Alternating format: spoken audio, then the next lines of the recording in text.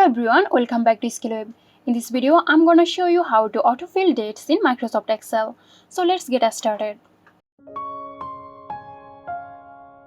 First, open your Excel worksheet and select the range. Then right-click and from the context menu, select Format Cells.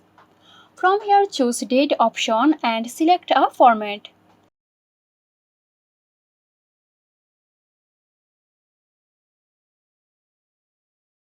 Now write down a date and now simply drag and drop.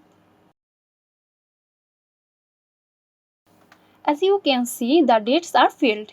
So this is how you can autofill dates in Microsoft Excel. Hope this video helped you out. Stay tuned for more helpful tutorials here at ExcelSheet. This video is sponsored by Zerosoft. Zerosoft offers graphic design, UI UX design, digital marketing and web development.